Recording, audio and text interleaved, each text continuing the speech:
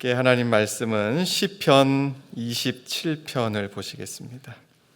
구약 성경 820면에 있는 시편 27편 1절에서 마지막 14절까지 한 절씩 교독하겠습니다.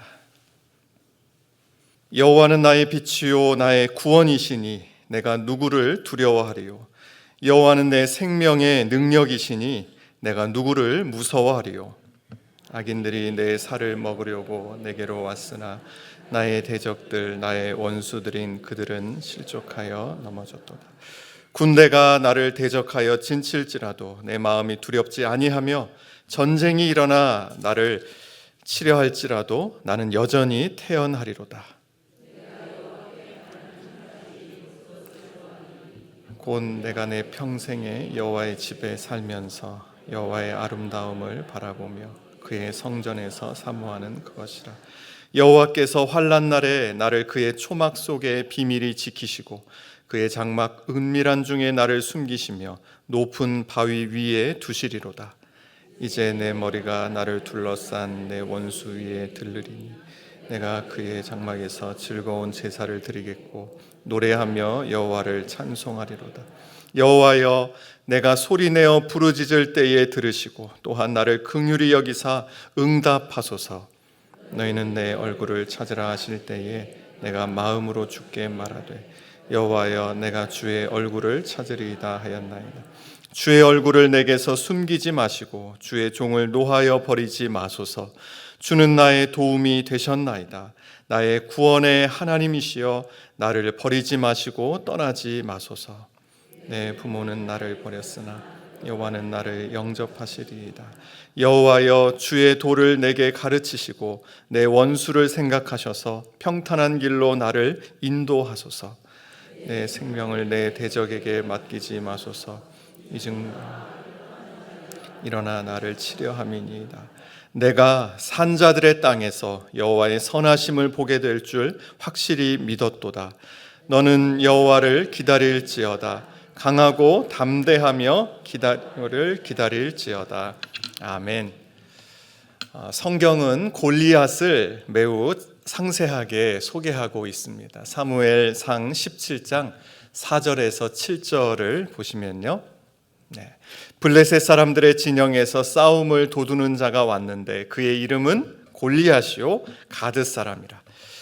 자, 이제 묘사합니다. 그의 키는 6규빗 한 뼘이요 머리에는 노투구를 썼고 몸에는 비늘 갑옷을 입었으니 그 갑옷의 무게가 놋 5천 세겔이며 그의 다리에는 놋 각반을 쳤고 어깨 사이에는 놋 단창을 메었으니 그 창자루는 배틀째 같고 창날은 철 600세겔이며 방패 든 자가 앞서 행하더라. 이 거인 골리앗은 아마도 옛날에 12 정탐꾼이 가나안 땅에서 봤던 네피림 후손이 아니었을까 생각이 듭니다. 오늘 보니까 6규빗하고도 한 뼘이요 그랬는데 지금 우리가 쓰는 그 단위로 하면 한 3m, 키가 3m에 육박합니다. 이런 골리앗은 온 이스라엘에 공포와 두려움을 주었습니다. 골리앗이 시도 때도 없이 나와가지고 큰 소리를 한번 치면 그를 마주할 힘도 용기도 의지도 다 꺾여버렸습니다. 당시 이스라엘의 영웅이었던 사울 왕도 두려워했습니다. 사무엘상 17장 11절을 보면 사울과 온 이스라엘이 블레셋 사람 누구예요? 골리앗이죠. 이 말을 듣고 놀라 크게 두려워하니라. 다 두려워 떨고 있었습니다. 그런데 목동 다윗은 어떠했을까요? 다윗은 정말 아무런 두려움이나 주저함 없이 물맷돌 하나 들고 골리앗 향해서 담대하게 걸어갔을까요? 과연 그랬을까요? 골고다 십자가를 앞에 두고 걸어가신 예수님은 어떠하셨을까요? 마태복음 26장 38절을 보겠습니다. 같이 읽겠습니다. 이에 말씀하시되 내 마음이 매우 고민하여 죽게 되었으니. 예수님도 십자가를 앞에 두고 죽을 만큼 괴로워하셨습니다. 그렇다면 예수님도 그러하셨다면 다윗은 어떠했을까요? 우리와 똑같은 성정을 가지고 있는 다윗은 어떤 심정으로 골리앗을 향해 나아갔을까요? 시편 55편 4절과 5절을 보실까요? 자, 또 한번 같이 읽겠습니다. 내 마음이 내 속에서 심히 아파하며 사망의 위험이 내게 이르렀도다. 두려움과 떨림이 내게 이르고 나를 덮었도다. 이 55편은 다윗이 언제 어느 상황에서 쓴 시인지 모릅니다. 그러나 이 시에서 우리가 한 가지 알 수 있는 것은 다윗도 두려움을 느끼는 사람이었다는 것입니다. 다윗 역시 때로는 두려움과 공포 가운데 벌벌 떨고 있었다는 사실입니다. 우리와 똑같은 사람이었습니다. 그렇다면 다윗이 골리앗을 향해서 걸어갈 때 그의 심정이 어떠했을까? 우리가 짐작할 수 있습니다. 그럼에도 불구하고 다윗은 어떻게 이 거인 골리앗을 향해서 나아갈 수 있었을까요? 어떻게 그런 용기를 가질 수 있었을까요? 여러분도 그러시지만 저도 시편을 좋아합니다. 때로는 시편의 기도가 저의 기도가 되기도 하고 시편의 찬송이 저의 찬송이 될 때도 많았습니다. 시편을 수없이 많이 반복하여 읽었습니다. 시편의 여러 구절들을 좋아합니다. 때로는 암송하기도 하고 기도하면서 그 시편의 구절을 가지고 기도로 올려드리기도 합니다. 그렇게 시편을 읽다가 27편에 한참을 멈추어 있었습니다. 다윗이 골리앗과 맞서기 위해서 무엇을 했는가가 분명히 보여지는 순간이었기 때문입니다. 오늘 2절을 가서 보시면 악인, 대적, 원수가 나옵니다.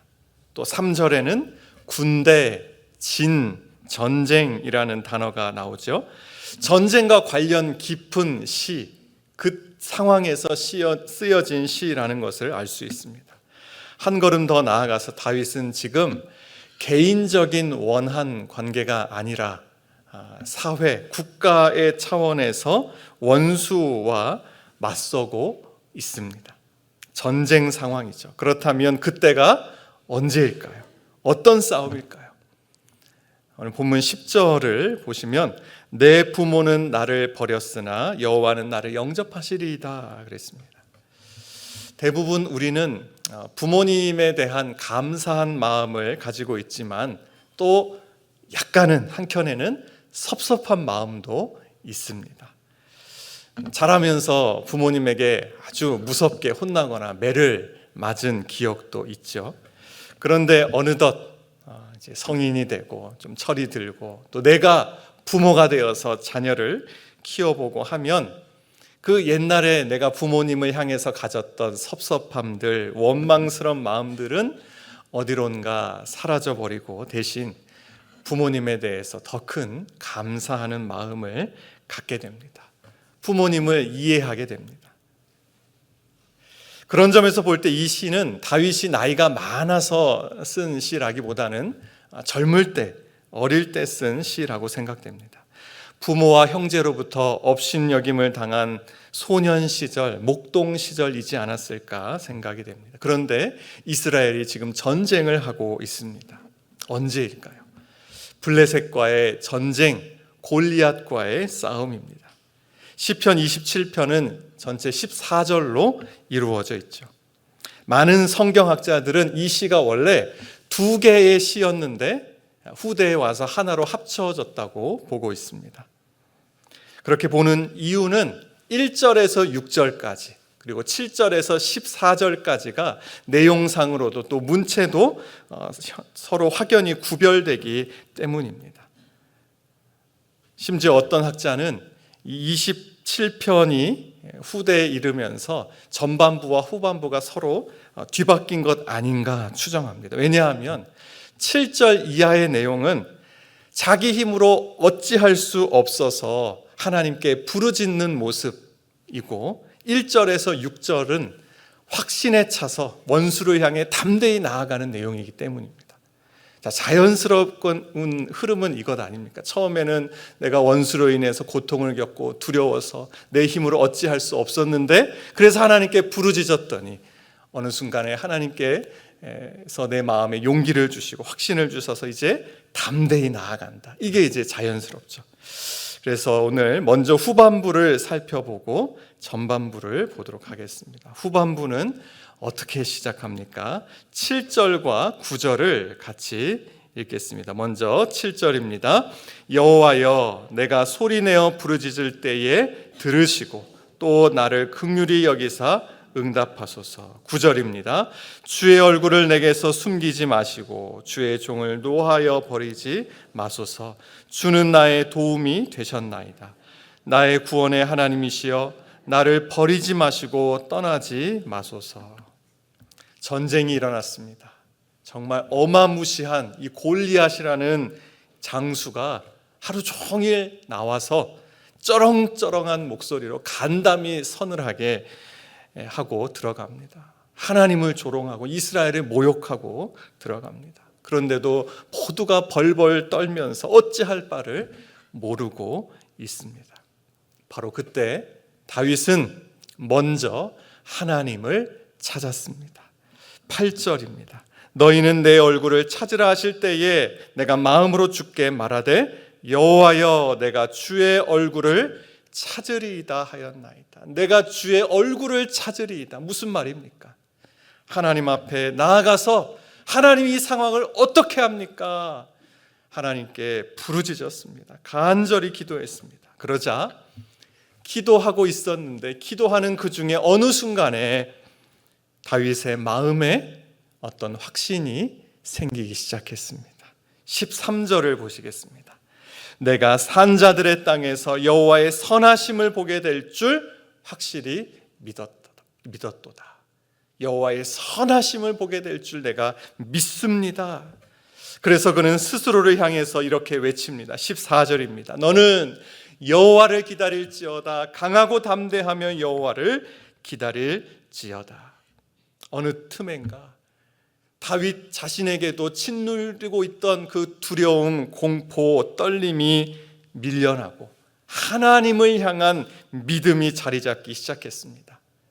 하나님이 함께 하시면, 하나님이 함께 하시기 때문에 저 거인 골리앗과 맞설 수 있겠다는 용기가 생겼죠. 담대한 마음이 생겼습니다. 그래서 다윗이 나섭니다. 골리앗과 싸우려고 나갑니다. 그의 손에는 칼도 없습니다. 갑옷도 없고 방패도 없고 함께하는 자도 없습니다. 아무것도 없지만 다윗은 두려워하고 있지 않습니다. 그의 가슴엔 여호와의 이름이 붙어 있기 때문입니다. 다윗은 이렇게 외칩니다. 1절과 3절입니다. 먼저 1절 같이 읽습니다. 여호와는 나의 빛이요 나의 구원이시니 내가 누구를 두려워하리요. 여호와는 내 생명의 능력이시니 내가 누구를 무서워하리요. 또 3절 보겠습니다. 군대가 나를 대적하여 진칠지라도 내 마음이 두렵지 아니하며 전쟁이 일어나 나를 치려 할지라도 나는 여전히 태연하리로다. 이렇게 외치면서 나아간 다윗에게 어떤 일이 일어났습니까? 조그마한 물맷돌을 던져서 골리앗의 이마에 명중을 시켰습니다. 골리앗이 쓰러졌습니다. 이스라엘이 승리했습니다. 원수를 물리쳤습니다. 어떻게 이런 일이 가능하단 말입니까?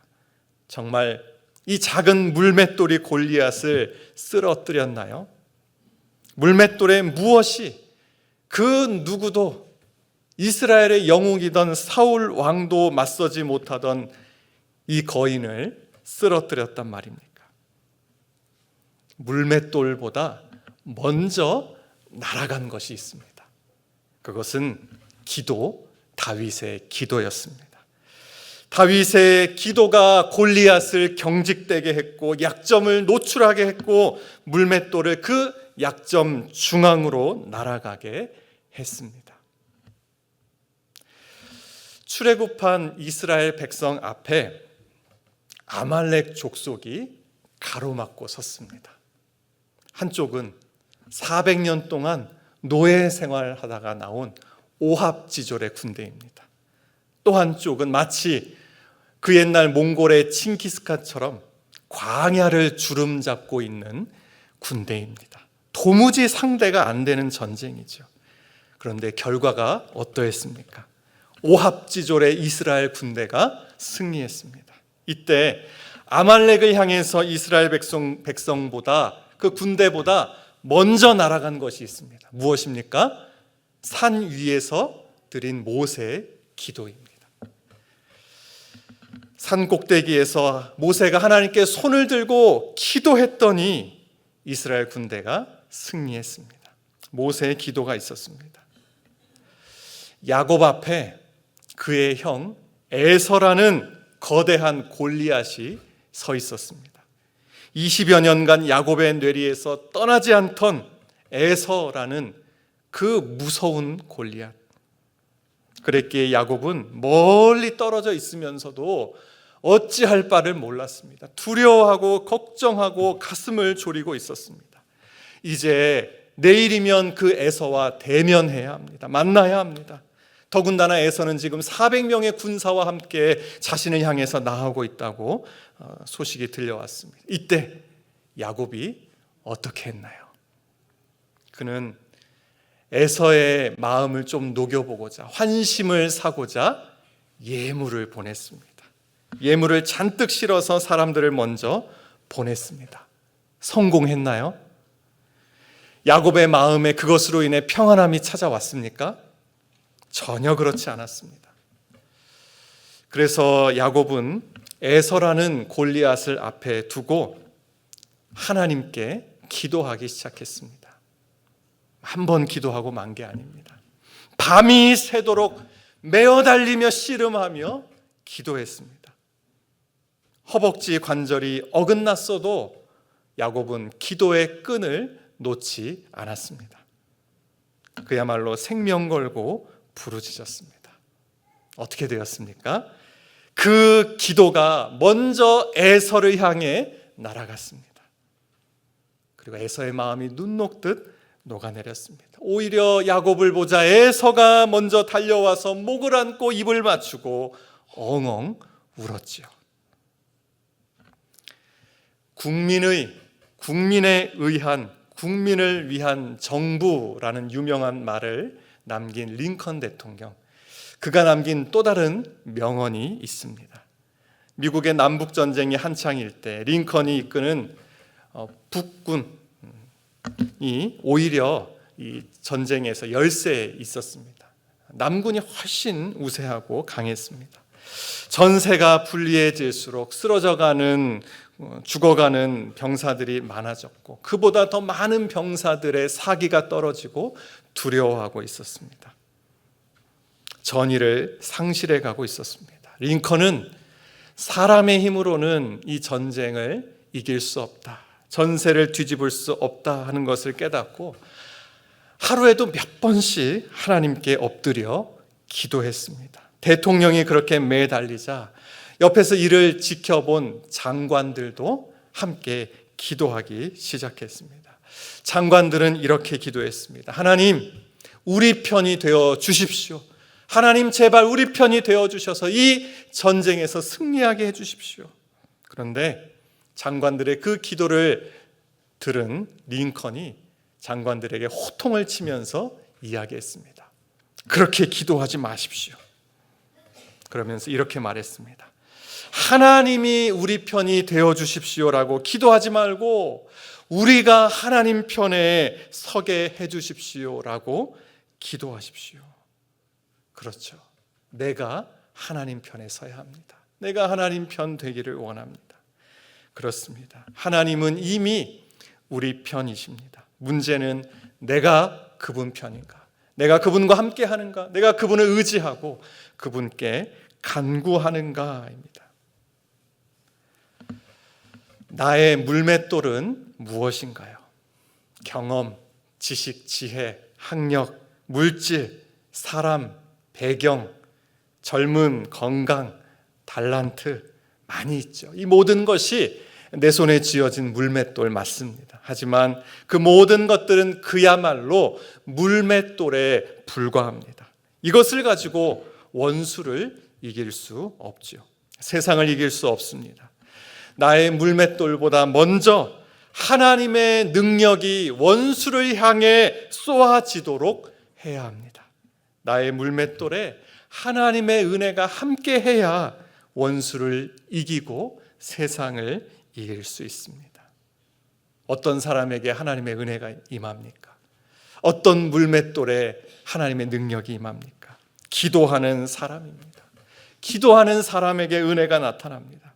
그러므로 기도가 먼저 날아갈 때 나의 골리앗을 정복하는 역사가 나타날 것입니다.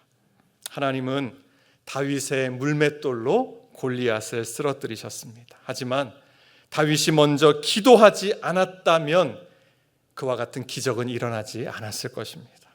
하나님은 기도하는 사람의 손에 들려있는 물맷돌을 사용하셔서 역사하십니다. 기적을 일으키십니다. 예수님도 십자가라는 골리앗 앞에서 먼저 기도하셨습니다. 땀이 핏방울 되기까지 기도하셨습니다. 오늘 내 앞에 가로막고 있는 골리앗이 있습니다. 그 골리앗을 물리칠 무기가 무엇입니까?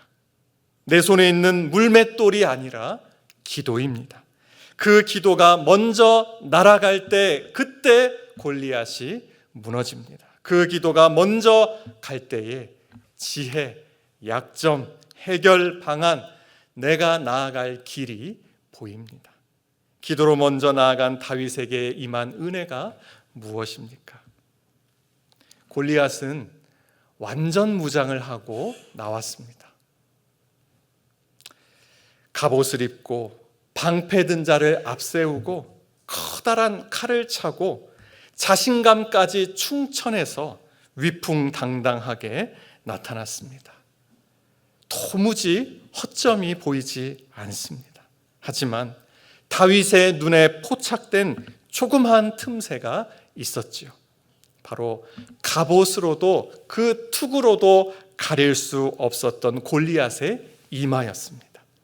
맨 얼굴의 이마가 마치 다윗의 눈에 커다란 관역처럼 클로즈업 되지 않았을까요? 양궁 선수들이 그 눈으로 관역을 예리하게 보면서 활시위를 당겨 쏘듯이 다윗은 골리앗의 아주 작은 그 약점을 바라보고 물맷돌을 던졌습니다.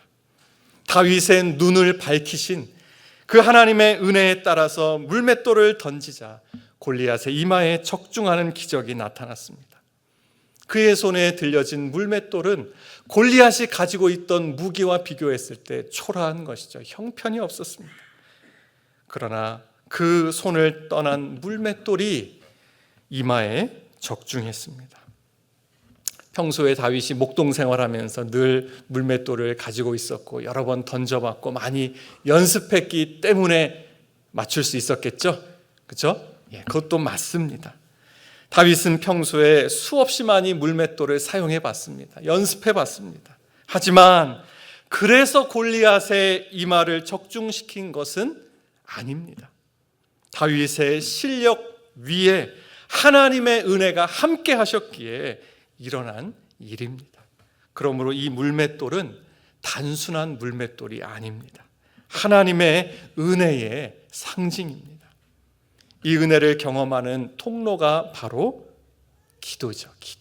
기도입니다. 기도가 물맷돌보다 먼저 날아갔고 또 그것을 통해 하나님의 기적의 역사가 나타났습니다.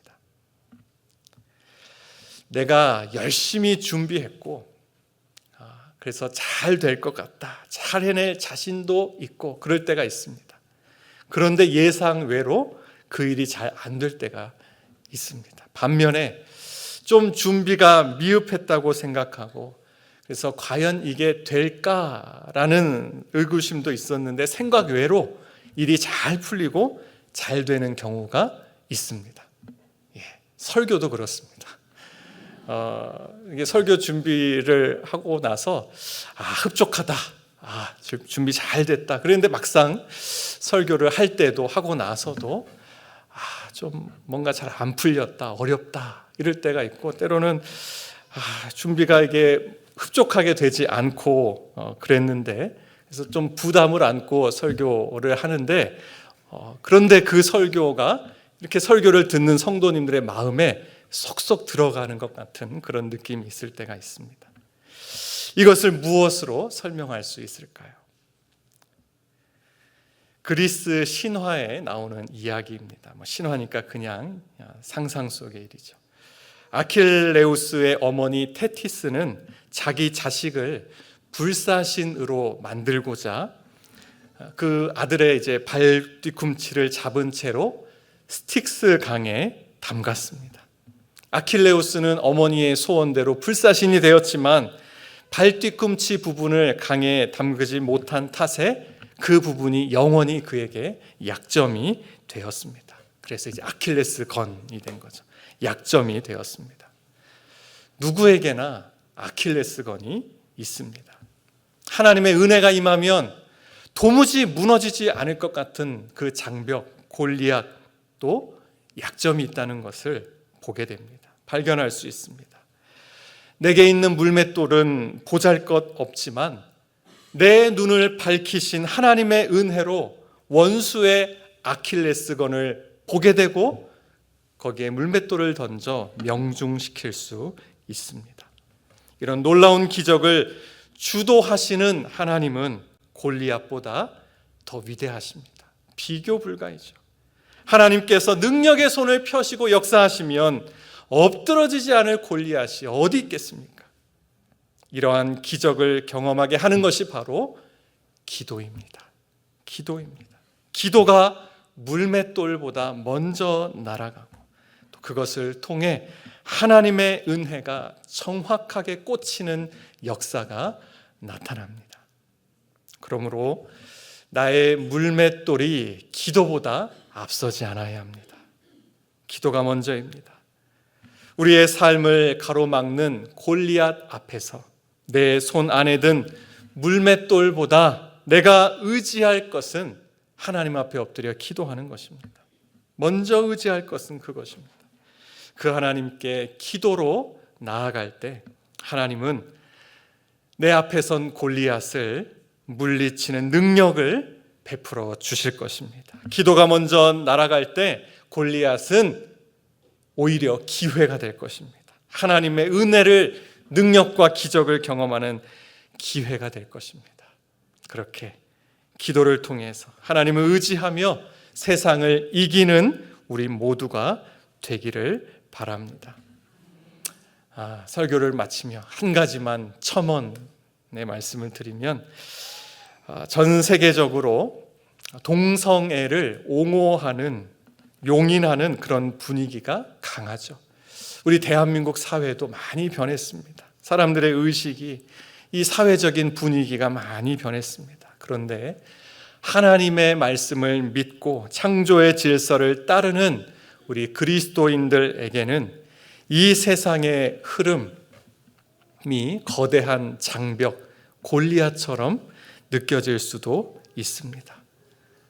이제 어쩔 수 없이 이렇게 생각할 수 있죠. 그러나 우리는 기도할 수 있습니다. 기도해야 합니다. 개인의 기도의 자리에서도 이 문제를 놓고 기도해야 되고, 또 성도들이 함께 모여 기도해야 됩니다. 우리가 하나님 편에 서면 하나님의 은혜가 어렵지만 이 시대에도 우리 사회 가운데 임할 것입니다. 하나님의 능력이 나타날 줄 믿습니다. 오늘 말씀을 생각하며 함께 기도하시겠습니다.